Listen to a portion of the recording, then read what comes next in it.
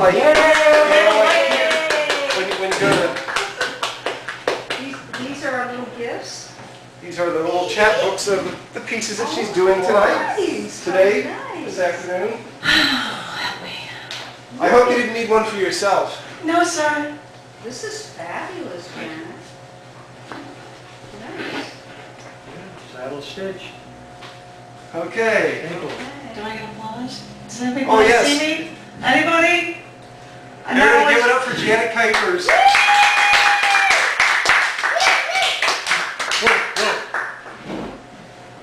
Oh, I love it. Ah. Oh.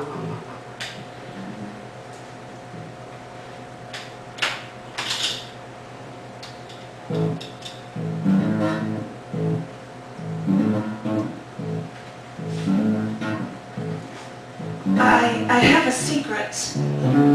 I have a terrible secret, and I can't tell anyone. You see, my life would fall apart if anyone knew. Everyone thinks I'm someone different, but here is me.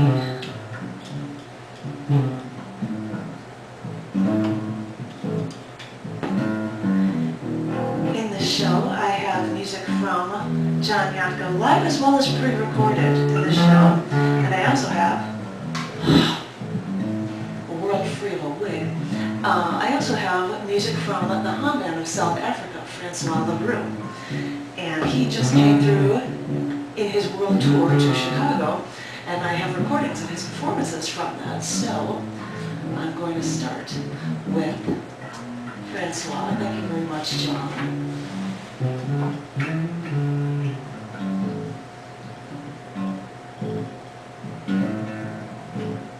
I'm not hearing anything. Why am I not hearing anything? It wasn't plugged in properly. I'll start with it again.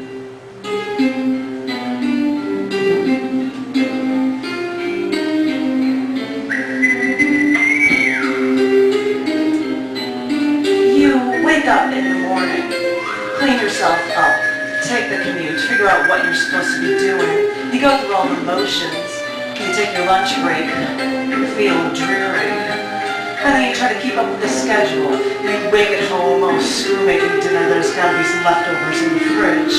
And then you go to a bar, or you may go watch a movie, or just sit at home with some beer and leave it at that, before you do it again tomorrow.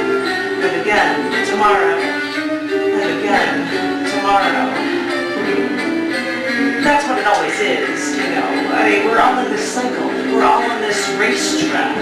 And there's this goal we have to always keep moving toward. Get married, get the house, churn out the kids, make a ton of money, buy the nice cars, wear the big jewels, go on the fancy trips, upstage everyone else. It's like we're all on a racetrack, like we're a donkey, and somebody is dangling this carrot right in front of us to keep us moving. So this is what we do. We see the commercials on TV, we see what we have, and we become dissatisfied. So we see that carrot dangling in front of us. And it's always just out of reach. So this is what we do. We stay in this cycle and we trudge forward on the only track we know. I finally decided to look at this cycle and look at what I'm doing. And I saw the carrots. And the donkey was dead. And I thought,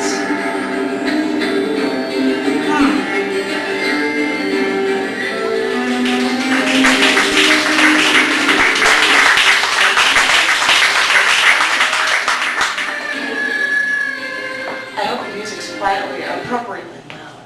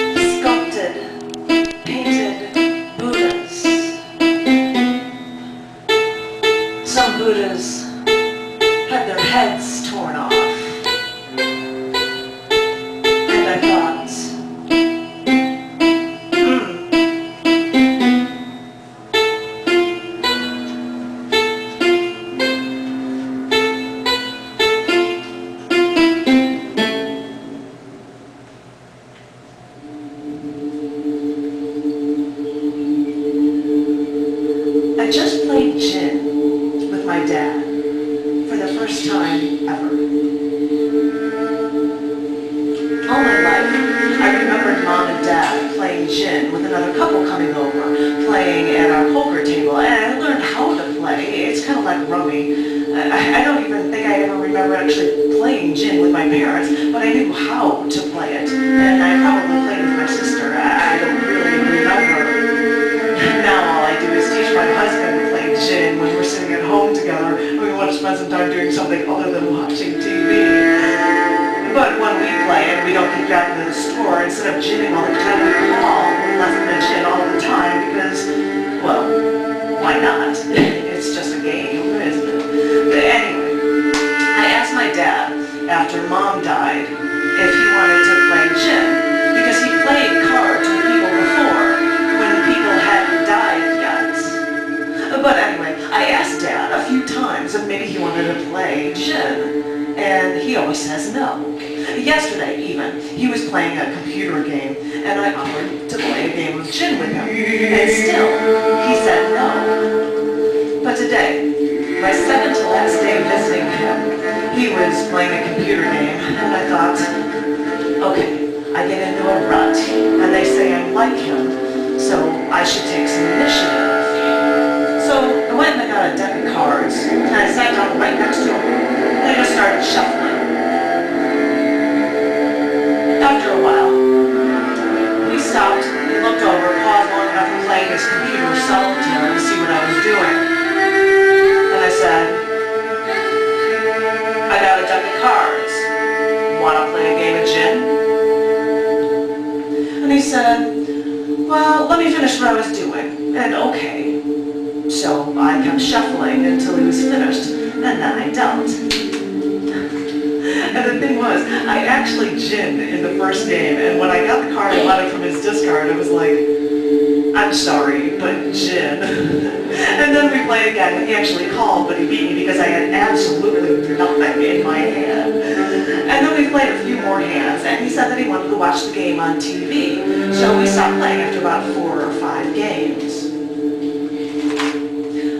I talked to my husband on the phone long distance afterward, and I said that this was probably the first time in my life I had ever played gin with my father. It's interesting. I learned how to play this game from my father without him really trying to teach me. And this is probably the first time I had ever played gin with him. Interesting.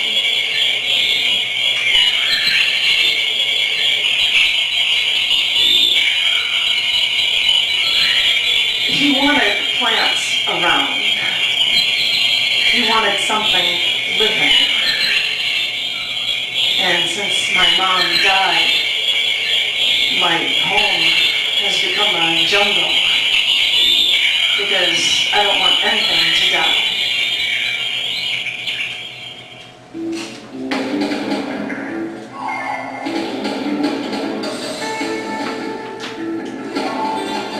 I walked into a church one Saturday when all the property there on their land was converted for a weekend rummage sale. The churchgoers donated their belongings and their refuse, the things they didn't want anymore. Got the tax forms from the church so that their acts of kindness wouldn't cost them so much. And there were rows and rows of trinkets, half an aisle of appliances, half an aisle of glassware. If someone would pick up a wine glass, how much? 25 cents. How about 10? Or how much for this iron, one would ask. A church lady would answer, $4. 50 cents? No. Somebody would pick up an iron, a toaster, a blender, all for $1? No. And I thought, as I looked around at all the appliances and thought about the appliances I donated to a church at their annual rummage sale last year. Half the place had hanging clothes, and there was a paper grocery bags available at the front. Fill a bag of clothes for $2. Maybe I'll look into some men's button-down shirts, look for anything like a classic white shirt. But of course, those were never donated.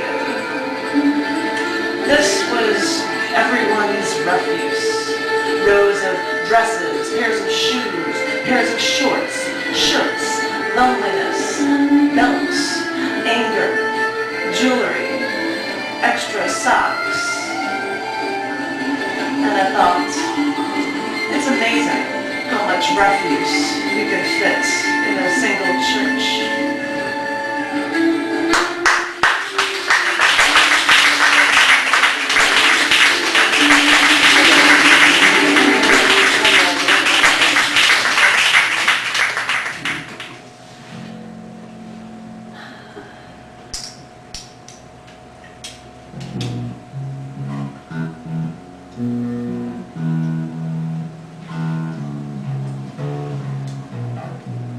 I heard NASA scientists say that Einstein dismissed some of his theories, even some of the theories that we may know all too well. But Einstein didn't like some of his theories because he thought they weren't beautiful. And I wonder, what is beauty? Is it the geomagnetic aberrations of the aurora borealis dancing along the horizon at the Arctic Circle? Is it the way you look at me with those gorgeous doe eyes after we've been apart so long? Is it the scattered collisions from Comet Shoemaker leaving 9 into the planet Jupiter? Is it what I feel when your arms are finally around me and I don't want to open my eyes and I never want to let you go? Is it the eternally changing wisps of volcanic trails from the Saturn-Moon Titan's atmosphere? Is it the way that listening to your music you make fills me with such energy? Or is it converting matter into energy with just the right formula? Einstein believed the most beautiful thing we can experience is the mysterious. It is the source of all arts and science. So am I driven to look up at the stars in the night sky, to see stars from thousands of years ago? To fall in love every night?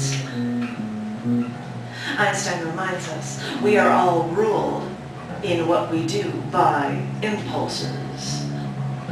So is beauty how on impulse I move a bit closer to you so I can feel the heat from your body so close to mine? We ask, what is beauty? They say beauty is in the eye of the beholder. So it makes me wonder.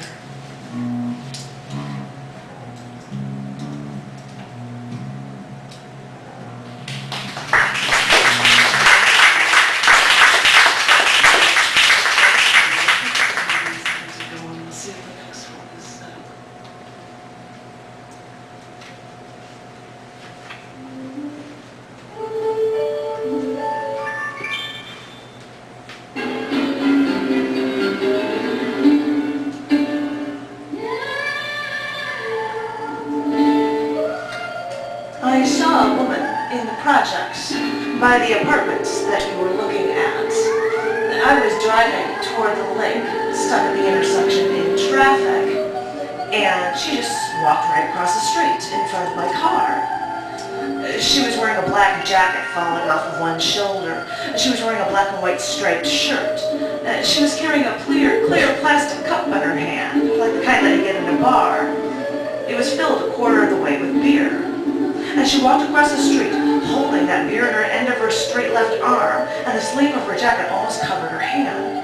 And her eyes darted back and forth, as if she knew she wasn't supposed to have open alcohol in public, but she'd do it anyway, not caring for the law, but still being cautious. And I thought, I've done that before. We both have things we're running from. What makes her in the projects, living off the government, any different from me? The LA new houses, living off someone else's ideals.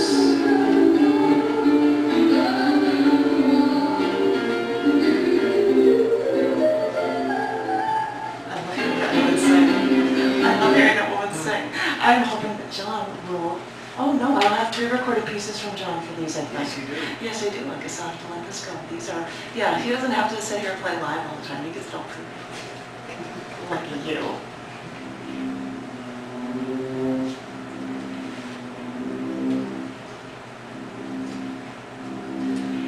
Gray is the eternal struggle between what is white and black, good and evil, light and dark. It's always an eternal struggle.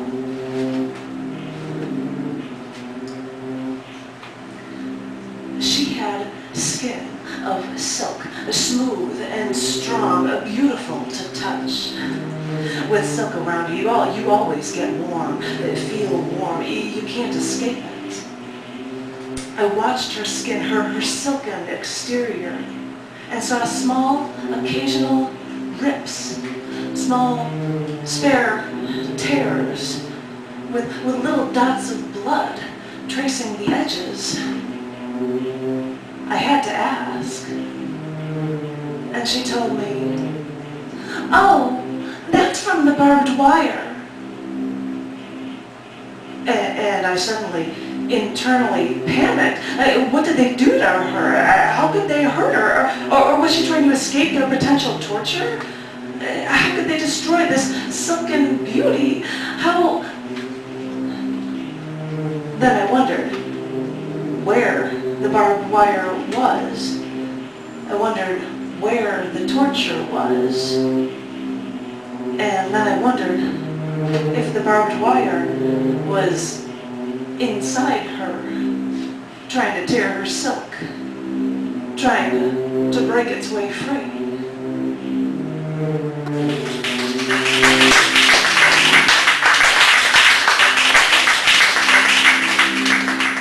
This body I am trapped in is only carrying my soul through this life, through this world, through the hatred, the deception, the turmoil, through it all.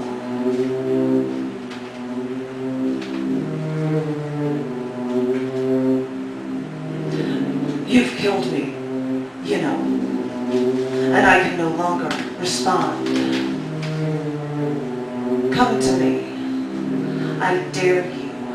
Open my eyelid. Shine a light right on my face. Put that flashlight right into my eye. See if I respond. You've killed me, you know.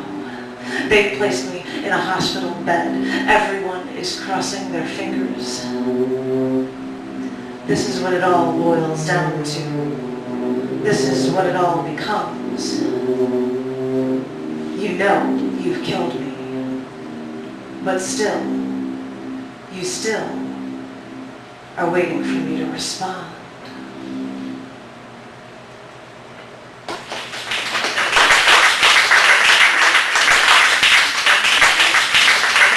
This last piece that I'm going to do, I have to go through this. See, that's what happens with these pieces. That's so far away. This is the last piece that you are going to hear from the hmmm of South Africa in the show. So I would like to thank him. I believe he is in Vancouver or Los Angeles or something right now on his world tour. It's not to me how he goes everywhere. But I hope the volume's okay on it. And, Yeah, fine. And thank Francois.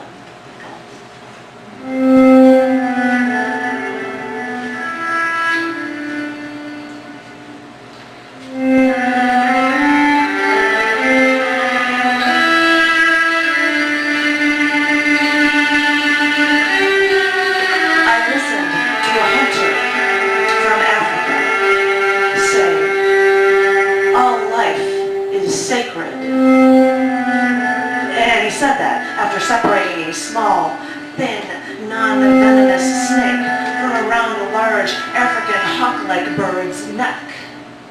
Because you see, the bird attacks snakes, but that snake wouldn't be able to eat this large bird once it died, and that would have been the senseless death. All like this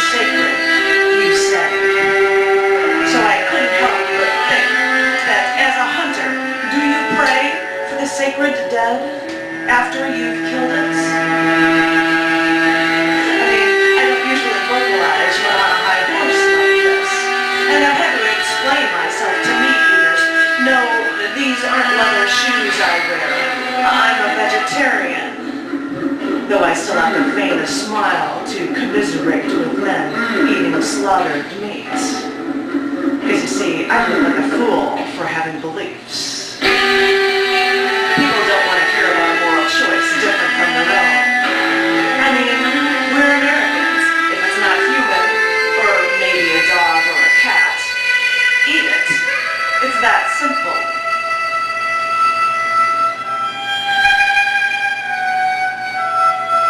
But I married a hunter, a Marine, who served our country. And he told me that every time he killed an animal, a part of him felt a regretful twinge of pain when he killed his prey. The prey that he searched for with a weapon that he could use before anything got close enough to become an enemy. Oh, I'm sorry. I'm getting on my high horse again. It's convenient that people can get their kill from a grocery store without getting any blood on their hands. Anything to stop everyone from thinking about what they're doing. Because I've heard that killing something makes you feel something. Any thoughts?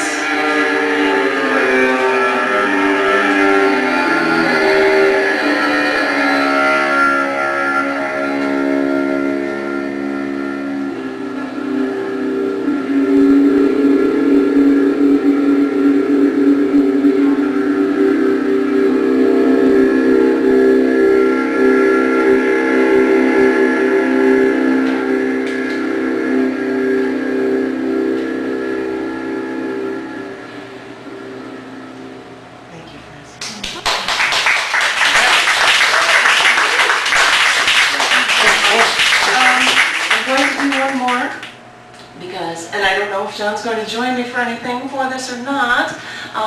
Some of you have heard me sing this before. All of you heard me read this because this is the only poem I've ever written in my life that was meant to be sung to a song.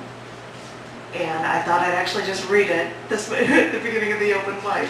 I've tried to perform it in as many different ways as possible to as many different audiences. I think people saw me at Cafe Mestizo or at Beach Poets. If you heard me on WZRD radio, there was probably someplace else. I can't even remember. But I try to come up with different omniphonic. We did it there. So I'm like, and each time it's entirely different. So I hope you like this last piece done a little bit differently. And if he's not going to play guitar, you better at least sing backup, and everybody else can sing as well. You can. You can. It's true. This is called Made Any Difference.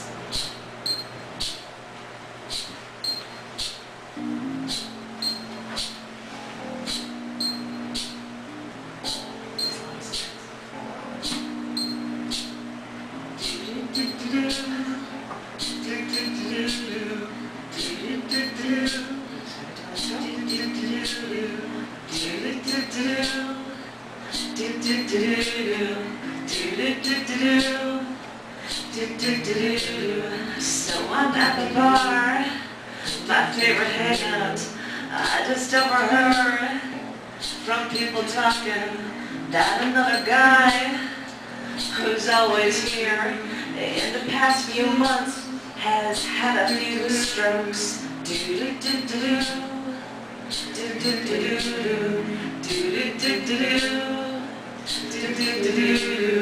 Now this is just grapevine.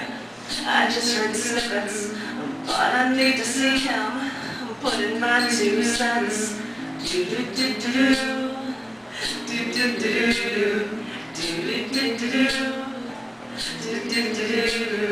went out for a smoke, and even though I don't, I walked up to him after he lit up. I reached my hand out toward his cigarette. He offered me a new one, but I wanted his.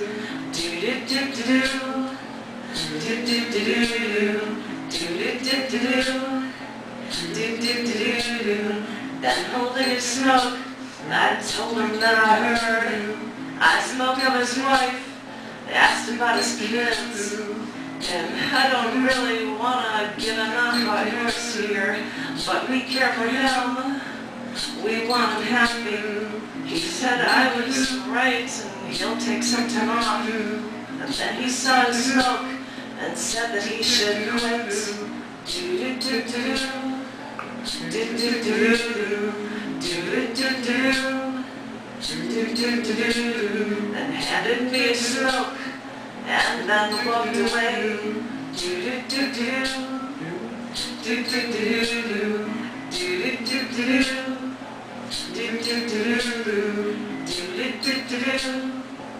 Do-do-do-do. I stood there a while, sucking nicotine, wondering if I made any difference. Do-do-do-do. Do-do-do-do. Do-do-do-do. Do-do-do-do.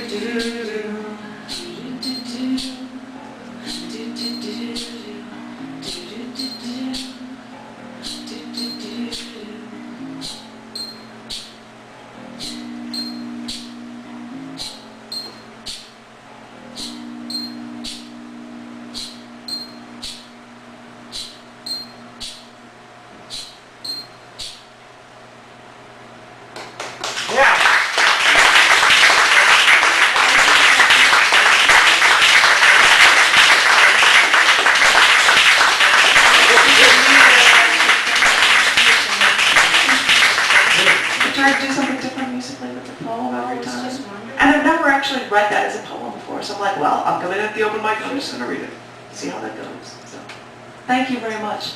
Thank you, thank you. And I know that you are the host, but I might as well be talking about somebody hand me that purple folder. Purple thing. Up and because coming features. Yeah, because we do have up and coming features here at the cafe. I'm not sure because of the restructuring of the cafe and because they can't function on weekdays anymore. We might be moving it to somewhere else in 2012. It might be every other week. I have no idea what's going on, but we'll see what happens. But we have claimed this space for Sunday afternoons through 2011, and I want to tell you about some of the features because next week, because I know everybody's going to be like stuffed after celebrating for Thanksgiving next week, we get to have conversational poetry from Janine Ramsleet and Tom Roby next week. Yeah.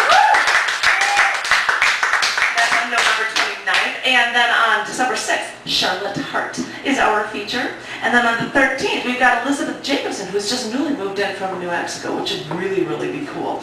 And we also, I think, we may have an open mic, we may not, we may have a feature fill for the last 2011 show at the cafe, but I want to thank everybody so much. If anyone wants to know anything about any sort of features setup or podcasts, because we do usually, the crazy video camera stuff here. We usually record things as a podcast and a little YouTube clip. You can always go to chaoticarts.org/thecafe, and you can see all past features for podcasts. You want to load up your BlackBerry or your iPod or something and just fill it up.